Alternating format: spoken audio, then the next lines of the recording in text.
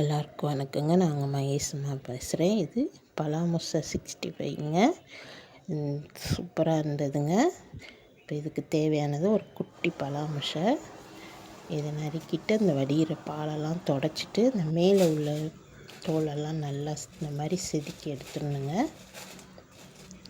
இப்படி செதுக்கி எடுத்துட்டு செதுக்கிறதுக்கு கொஞ்சம் கஷ்டமாக இருக்கும். பொறுமையாக செதுக்கி எடுத்துட்டு நறுக்கும்போது கத்திலையும் கையிலையும் கொஞ்சம் எண்ணெய் தடவிக்கணுங்க.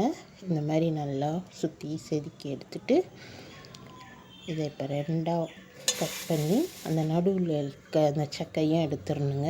எடுத்துட்டு பொடி பொடியாக கட் பண்ணோடனே தண்ணியில் போட்டுடணுங்க. இல்லைன்னா வாழைப்பூ மாதிரி கருத்து போயிடும்.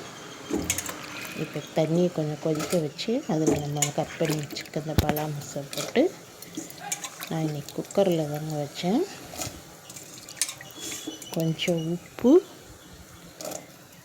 மஞ்சத்தூள் போட்டு ஒரு 2 விசில் விட்டு வேக விட்டுக்கலாங்க. இந்த 65 சூப்பராக இருந்ததுங்க. நீங்களும் செஞ்சு பாருங்கள். செஞ்சு பார்த்துட்டு கமெண்டில் சொல்லுங்கள்.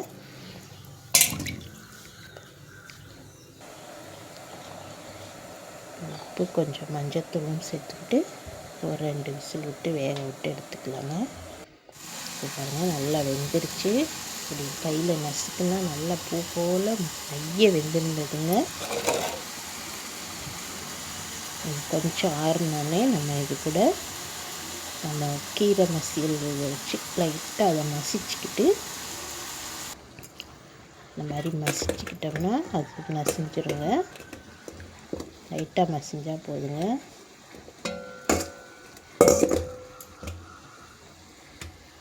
இது கூட நம்ம ஒரு ஸ்பூன் அளவுக்கு ஒரு ஸ்பூன் 1.5 ஸ்பூன் அளவுக்கு கடலை மாவு, 1 ஸ்பூன் அரிசி மாவு,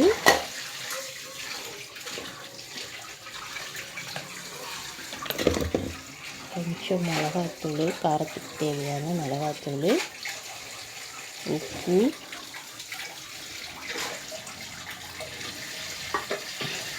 இஞ்சி பூண்டு கொஞ்சம் சேர்த்து கொஞ்சம் ஆயில் ஊற்றி கொஞ்சம் உப்பும் சேர்த்து ஆயில் ஊற்றி நல்லா பிசைஞ்சு வச்சிடணுங்க. கொஞ்சம் நேரம் பிசைஞ்சு வச்சிட்டிங்கன்னா கொஞ்சம் கரம் மசாலா, கொஞ்சம் மிளகுத்தூள் போட்டு நல்லா பிசைஞ்சு வச்சிட்டோம்னா ஒரு 10 நிமிஷம் ஊறினா போதுங்க. நல்லா காரம்லாம் சேர்ந்துடும்.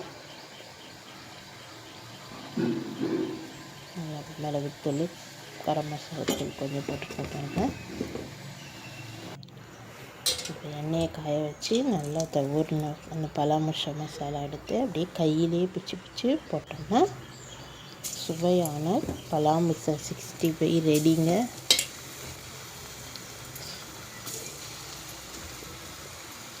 இது மாவெல்லாம் பிரிஞ்சு போகாதுங்க. மசாலாலாம் பிரிஞ்சு போகாமல் நல்லா வந்து பாருங்கள். எண்ணெயும் அவ்வளோவா குடிக்கல. சூப்பராக இருந்ததுங்க. டேஸ்ட்டும் வேறு லெவலுங்க. நீங்களும் செஞ்சு பாருங்கள். ரொம்ப சுவையாக இருக்குங்க. பலாமுசை சாப்பிடாத குழந்தைய கூட இந்த மாதிரி 65 பண்ணி கொடுத்தோம்னா சூப்பராக சாப்பிடுங்க. இதை ஸ்நாக்ஸாக கூட சாப்பிட்லாங்க. நம்ம டீயோட சாப்பிட்டோம்னா வேறு லெவலாக இருக்குங்க. இன்றைக்கி நான் தக்காளி சூப்பு வச்சு இந்த பலாமுசை 65 பண்ணேங்க.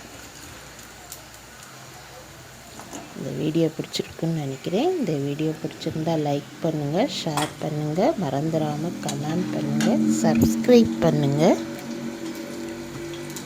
நீங்களும் இந்த பலாமுசை 65 செஞ்சு பாருங்கள்.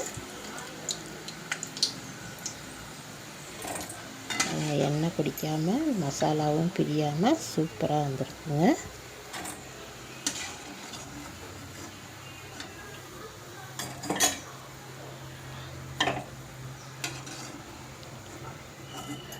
பலாமுசை 65 ரெடி. தேங்க்யூ.